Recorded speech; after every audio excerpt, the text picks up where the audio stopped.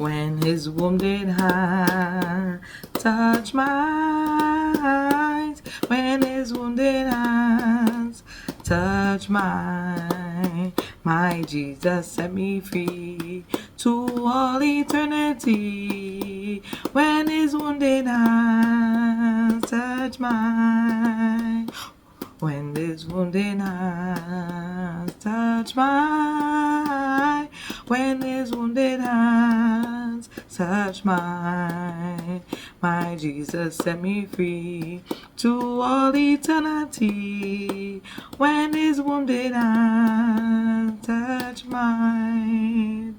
Pleasant good morning. My name is Sister Jewel, and today's topic will be when his wounded hands touch mine. And the lesson will be coming from John chapter 20. Well, the whole lesson talks about everything that took place and for you to get a little clear understanding. So if you want to read the whole chapter, you could, to get understand what's going on. But the focus verses I'll be focusing on is in verse 19 to 29. So just to give you a backstory before I read the lesson, I'm just going to give you a quick synopsis of what happened previously in the previous verses so you can understand what's going on. So, as we all know, they whipped Jesus, they beat him, they hang him up in the cross, they pinned some nails into his hand, to his side, he had a crown of thorn, they just basically tortured him. And he ended up dying on the cross, and then they put him in the tomb. And then they closed the tomb. So here starts off where Mary Magdalene was walking past one evening and noticed that the stone that was covering the tomb was gone. So when she noticed the stone from the tomb was gone, she immediately ran to some of the disciples, which was Simon Peter and John, and I don't know who else was there, but the scripture focuses on those two. She ran to them and was like, "Look, the stone is gone. The stone is gone. Like, I don't know what Jesus is, stone is gone." And the disciples came running to go see what's going on. And I think it was Simon Peter. He was the first one there. And he didn't walk in, but he looked inside and he didn't see, obviously he didn't see Jesus, but he seen his rags. Like the rags that he had on was neatly folded to the side. And then another disciple peeped their head in, and another one walked in, and they all basically confirmed that Jesus wasn't there. His clothes was neatly laid to his side. His head wrap was like crumpled in the corner somewhere else. And the stone was removed, and Jesus is nowhere to be found. So now everybody's like, well, the disciples automatically was like, he is risen. That's what he was saying. He's not there. He is risen. So they automatically believe right there and then that Jesus was risen. So they went along their merry way. They went back home. But poor Mary Magdalene, she was hurt. So she was by the tomb. She's crying. Like, how can they take my Jesus? Type thing. And she looked up and see there was two angels that was by where he was laying at. One at his head and one at his foot. And the angels turned to her and was like, why are you crying? And then she's like, they took my Jesus away. I don't know where they took him. And then when she turned around, she seen a man. The man was Jesus. But at the time, she didn't know who it was. Like, she thought it was like a gardener or something. So the man, which is Jesus, turned to her and was like, why are you crying? And then she's like, they took him away. If you could show me where they at, then I could take him away myself. And Jesus, all he did was call her name. He was like, Mary. And then she was like, Rabbi. Rabbi means teacher. So I guess at that point she knew it was him. And basically she was like, Jesus told her, like, hey, I haven't ascended to my Father yet. Go and tell the disciples that I'm risen. So obviously she ran because she believed it now. She ran, told the disciples, God is alive, God is alive. Jesus is alive, Jesus is alive. It's a miracle he came and spoke to me. I seen him, right? So now, this is starting from verse 19. This is where it starts off. And I'm going to read, so pay attention to the details, okay? So it says, so when it was evening on that same day, the first day of the week, though the disciples were meeting behind barren doors for the fear of the Jews, Jesus came and stood among them and said, "Peace to you." After he said this, he showed them his hands and his side, because that's where he got pierced at. He got pierced on his side and he got pierced on his hand. So you could see the wounds and stuff that's on there. Right? And when the disciples saw the Lord, they were filled with great joy. Then Jesus said to them again, "Peace to you. As the Father has sent me, I also sent you as my representative." And when he said this, he breathed on them and said to them, "Receive the Holy Spirit. If you forgive the sins of anyone, they are forgiven because of their faith." Right? If you retain the sins of anyone, they will retain and remain unforgiven because of their unbelief.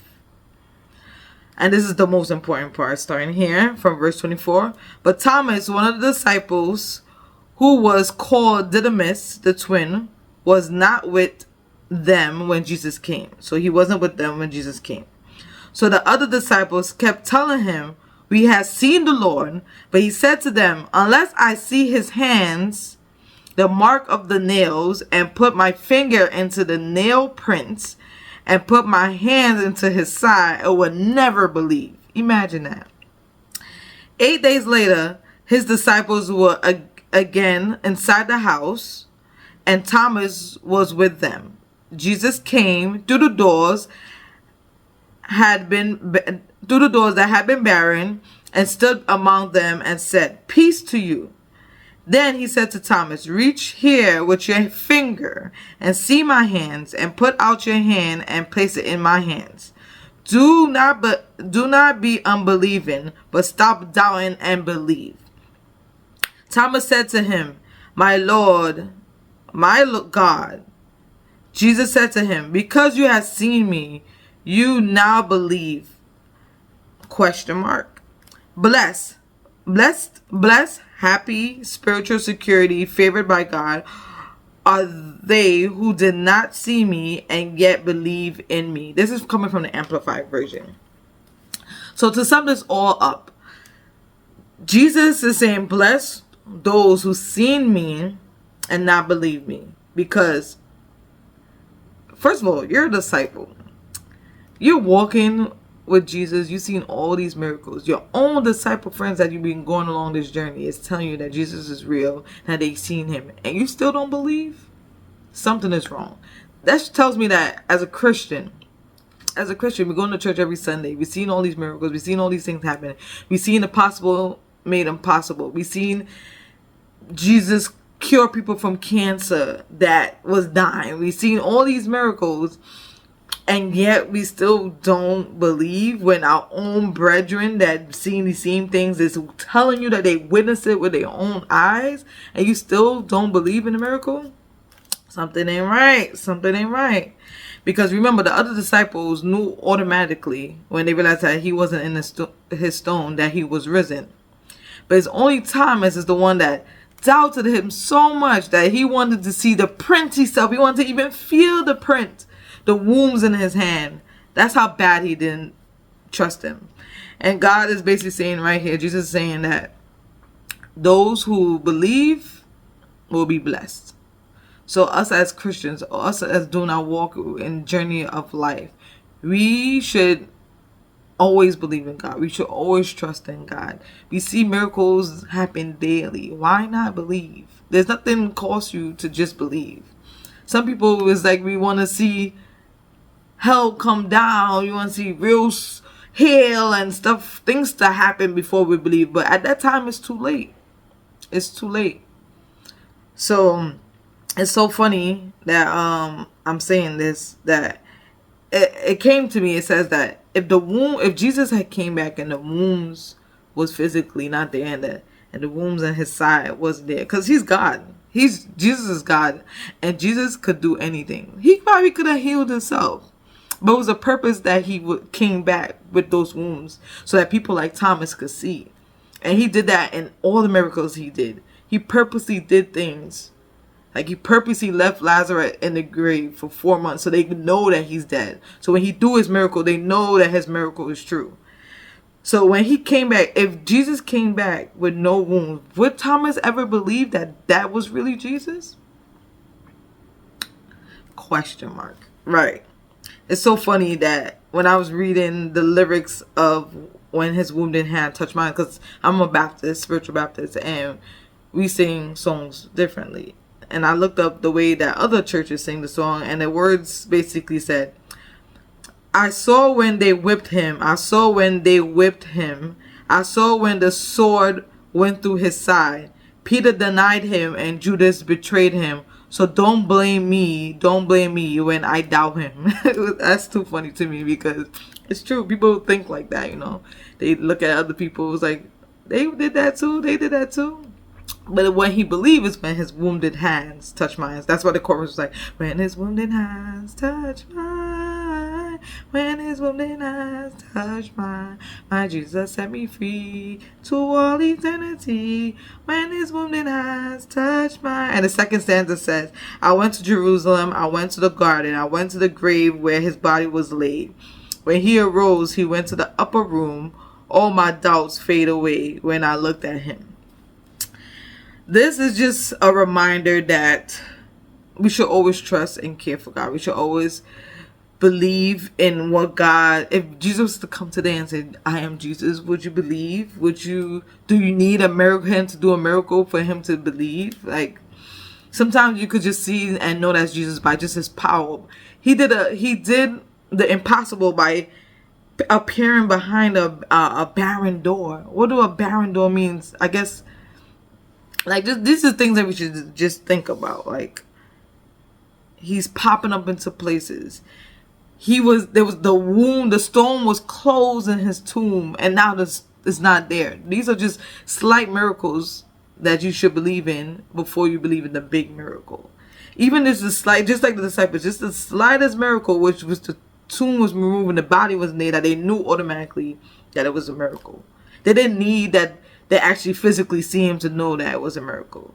So I encourage you guys to trust in God, believe in him. Don't be like doubting Thomas. Even if you see with your eyes, some people still doubt and say that's not what it is. You seen God cure somebody for cancer, like, no, he didn't cure that person, didn't have cancer. Like, you know, some people just weird like that, you know. But I pray that you don't be like doubting Thomas, that you don't doubt, that you believe in God, you believe in God's people and the miracles that they do, and just trust in everything. And this is the few words. Thank you for tuning in. Like, share, and subscribe. Thank you so much. Tune in tomorrow for our next devotion. Bye.